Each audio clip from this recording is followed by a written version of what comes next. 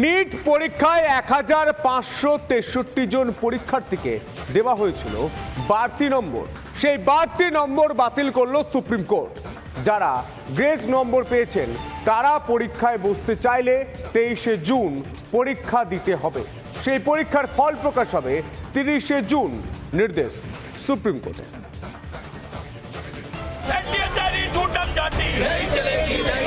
CBI की जांच कराओ, मोदी जी सीबीआई की जांच कराओ।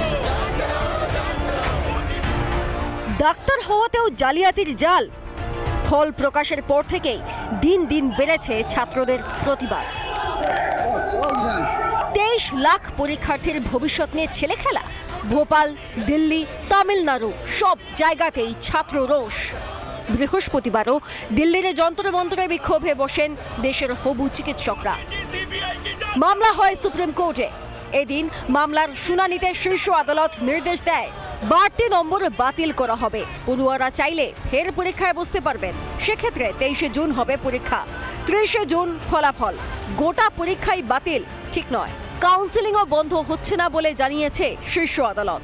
एनटीए ने खुद माननीय सुप्रीम कोर्ट के सामने माना कि जिन्होंने ग्रेस नंबर दिए थे उससे बच्चों में डिससेटिस्फैक्शन हुआ, बच्चे प्रोटेस्ट पे आए। कहीं ना कहीं उन्होंने माना कि पहले कभी ऐसा नहीं है, पहली बार किया है, तो उन्होंने माना कि इसको हम हटा देते हैं ग्रेस नंबर को। অন্যদিকে কেন্দ্রীয় শিক্ষামন্ত্রী ধর্মেন্দ্র প্রধানের দাবি নিট পরীক্ষায় প্রশ্ন ফাঁসের প্রমাণ মেলেনি। जो एक वातावरण बनाई जा रही है कि बहुत बड़ा एनामोलिज हुई है। 24 लाख स्टूडेंट्स अपियर करते हैं।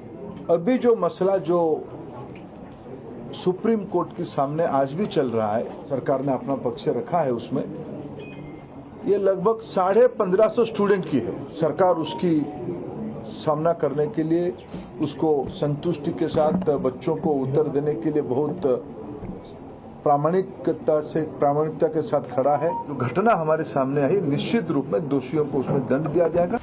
উল্টো দিকে প্রশ্ন ফাঁস হয়েছে সেই দাবিতেই অনড় প্রতিবাদী ছাত্ররা।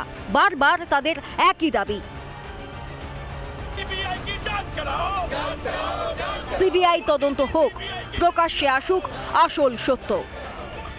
পরীক্ষার নিয়ামক সংস্থা এনটিএ কিসের ভিত্তিতে বাড়তি নম্বর দিয়েছিল?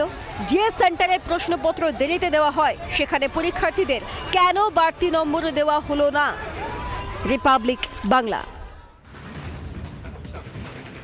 নিটের রেজাল্টকে চ্যালেঞ্জ করে সুপ্রিম কোর্টে মামলা। 1563 পরীক্ষার্থীকে দেওয়া বাড়তি নম্বর বাতিল হবে। সুপ্রিম কোর্টকে জানালো ন্যাশনাল টেস্টিং এজেন্সি। 23শে জুন অতিরিক্ত নম্বর প্রাপকদের আবার পরীক্ষা, ফল প্রকাশ 30শে। নিট বিতর্ক নিয়ে কেন্দ্রীয় শিক্ষামন্ত্রীকে প্রশ্ন রিপাবলিক। मोदी जी सीबीआई की जांच कराओ,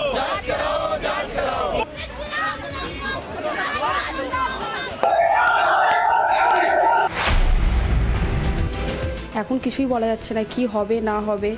আবার এনটিএ এত বেশি নিজের দিক থেকে ক্লিন চিট শো করছে, সেটা বিলিভই করা, মানে নিট অ্যাসপিরেন্টসরা বিলিভই করতে পারছে না জিনিসগুলো। এতটাও তো ইজি পেপার হয়নি। অ্যাজ আ অ্যাসপিরেন্ট আমি জানি কি এতটা ইজি পেপার হয়নি। আর যদি এতটা ইজি পেপার হয়ে থাকে তাহলে এতটা ইজি পেপার করার দরকারটা কি? একটু টাফ করতে পারতেন। তাই যে এত চিটিংয়ের যে কেসগুলো আসছে এই কেসগুলো আসতো না। এক্সামের আগে ছিলাম কি এক্সাম দিয়ে দেবো, ভালো চলে গেলে চাপ নেই, মানে 610 ক্রস করলেই ওয়েস্ট বেঙ্গলে আরামসে চান্স পেয়ে যাবো। কিন্তু যখন রেজাল্ট বেরালো মার্কসটা তো ঠিক আছে, মার্কসে কোনো চাপ নেই। র্যাঙ্কটা যখন দেখলাম তো অবস্থা ওখানে খারাপ হয়ে গেছে আমাদের। মানে কি র্যাঙ্ক এত বেশি ইনফ্লেট করবে মানে ভাবা যায় না। Lot of corruption. There is lot of corruption as far as the NTA is concerned. I want to understand from you, sir. Will the heads roll? There is problem of corruption. There is problem of corruption. Republic TV specifically asks you: is there going to be heads that are going to be rolling? Is there going to be heads that are going to be rolling, sir? देखिए, एक तो मैं आपको स्पष्ट करूं, there is no corruption. Paper leak का मामला आया है सर। सर बिहार में अरेस्ट हुआ है, दिल्ली में भी अरेस्ट हुआ है सर। सर दिल्ली में भी अरेस्ट हुआ है सर। हाँ जी। पेपर लीक की कोई घटना की कोई पुख्ता प्रमाण नहीं है। ऐसा कुछ कोर्ट के सामने आएगा। कोर्ट में हुआ है, अर्जी डाली गई है पेपर लीक की। किसी ने अर्जी डाला है, कोई प्रमाण है क्या? মধ্যে 109 পাচ্ছে, এটাকে আপনারা কি মনে করছেন? পর্ষদ এটা নিয়ে যা বলার কালকে বলে দিয়েছে। তো যেটা গতকালের কথা সেটা আবার কুয়ো থেকে খনন করে আজকে নিয়ে এসে আমরা ত্রিকাল চেতনাকে ধ্বংস করছি। অতীত থেকে তৈরি হয় বর্তমান, বর্তমান থেকে তৈরি হয় ভবিষ্যৎ।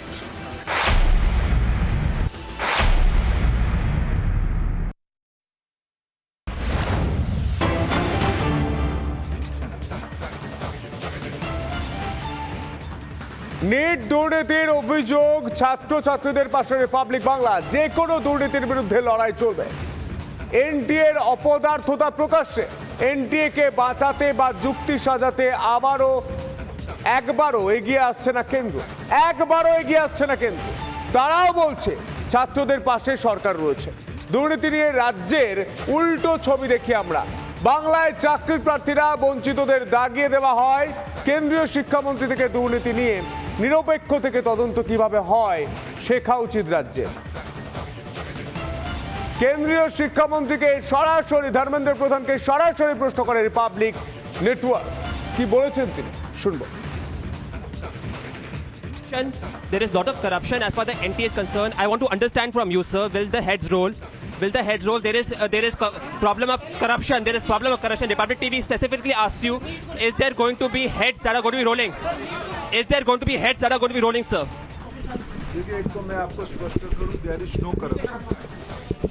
ये जो एक वातावरण बनाई जा रही है कि बहुत बड़ा एनामोली हुई है नीट के संबंध में। पिछले दिनों में नीट में आपकी जानकारी के लिए बताऊं, 24 लाख स्टूडेंट्स अपियर करते हैं।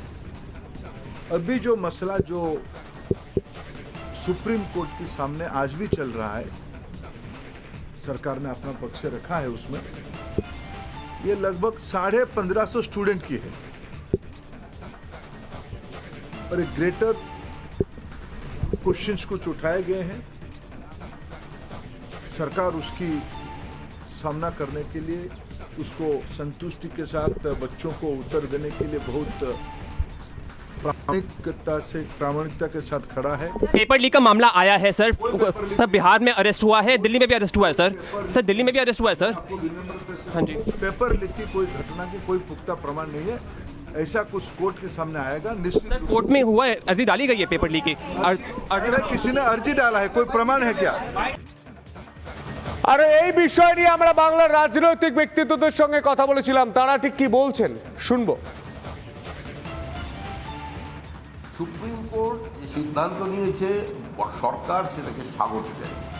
যেখানে যদি কোনো বিচ্যুতি থাকে সেটাকে ঠিক করবার দায়িত্ব হচ্ছে এনটিএ। শিক্ষামন্ত্রী ধর্মেন্দ্র প্রধান বলে দিয়েছেন যে ভুল হয়েছে সেই ভুল সংশোধিত করে নেওয়া হবে, কিন্তু সুপ্রিম কোর্টের নির্দেশে কোনো জায়গায় সরকারের বিরুদ্ধে কোনো কথা বলা নেই।